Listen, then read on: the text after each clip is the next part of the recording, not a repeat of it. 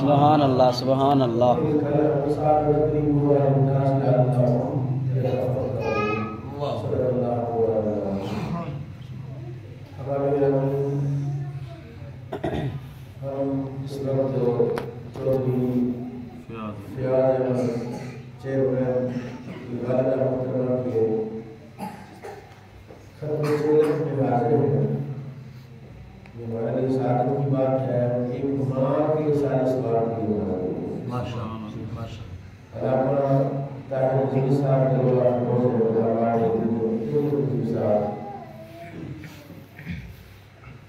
میرے لیے سعادت کی بات ہے کہ علماء کی مجلس میں جب علم کی بات کی جائے تو اصلاح ہو جاتی ہے.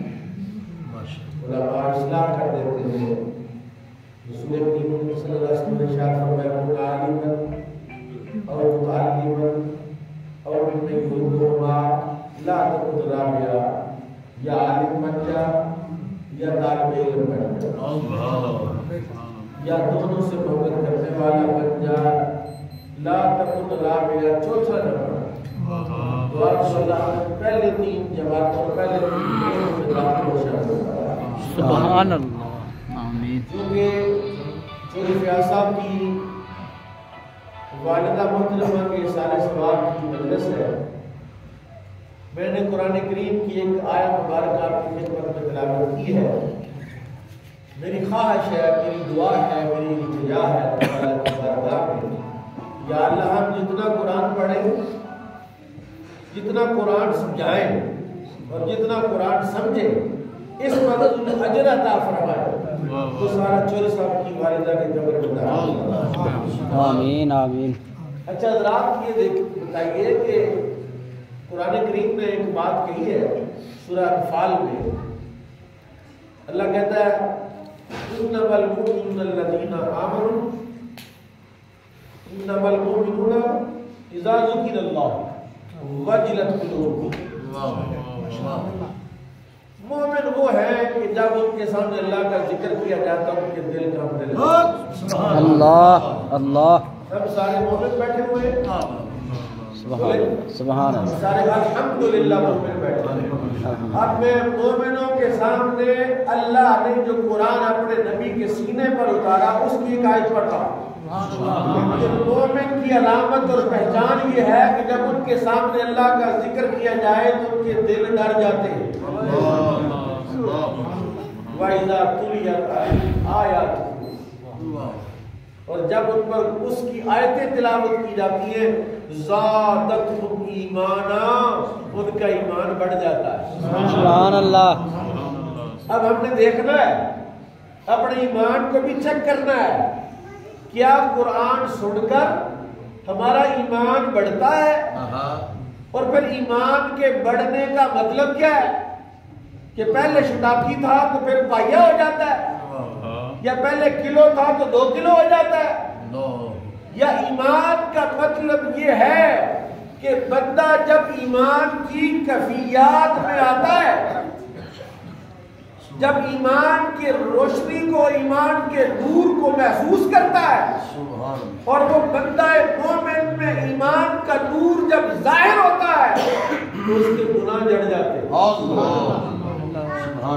میں قرآن کی ایک آیت پڑھتا ہوں، صبغۃ اللہ، صبغۃ اللہ ومن احسن من اللہ صبغۃ.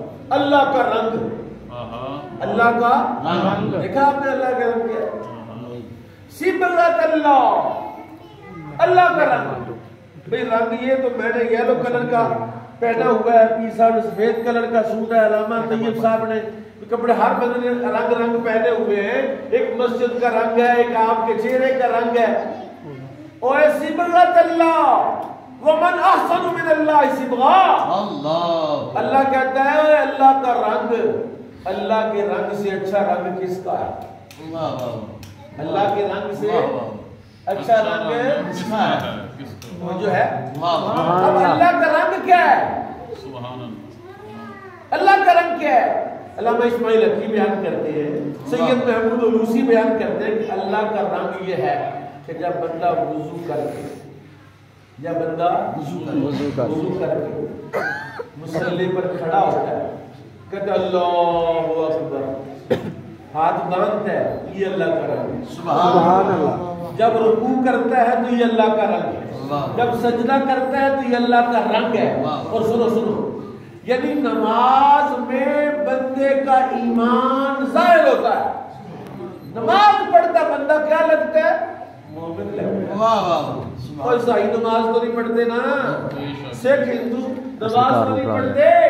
मोमिन जब नमाज पढ़ता है तो मोमिन लगता है। ये रंग है इस्लाम का और ये रंग है ईमान का। और सुनो फिर मेरे नबी का फरमान, मेरे आका ने फरमाया, जब बंदा वुजू करता है, मुसल्ले पर खड़ा होता है, अल्लाह फरिश्ते भेजता है, फरिश्ते जल्दी जाओ, मेरा बंदा मेरी बारगाह में क़याम के लिए इरादा कर रहा है और मेरी बारगाह पाक है, मैं पाक हूँ, मेरे बंदे को भी पाक करके मुसल्ले पर खड़ा करो। सुभान अल्लाह। मेरा आका फरमाते सर से लेकर पांव तक पूरे जिस्म के सारे गुनाह फरिश्ते उसके जिस्म से निकाल देते। जब फरिश्ते उसके जिस्म से वो गुनाह निकाल देते हैं, वो कहता अल्लाह अकबर, अल्लाह फिर उस बंदे पर नजरे रहमत फरमाता है। आप मेरी तरफ देख रहे हैं? देख रहे हैं? सुभान अल्लाह। मैं आपकी तरफ देख रहा हूँ। सोचो कि जब अल्लाह आपकी तरफ देखता, कौन चाहता है कि मेरा रब मेरी तरफ देखे? जो चाहता है कि उसका रब उसकी तरफ देखे, वो वुजू करके मुसल्ले पर खड़ा हो जाए, उसके ईमान का इजहार भी हो जाएगा, वो गुनाहों से पाक भी हो जाएगा और उसका रब उसकी तरफ देख भी रहा है। सुभान अल्लाह। या का फरमाते हैं अल्लाह फरिश्तों को एक चादर देता, नूर की चादर। 4 फरिश्ते नूर की चादर को चारों कोनों से पकड़ते और उस नमाजी के सर पर साया कर देते।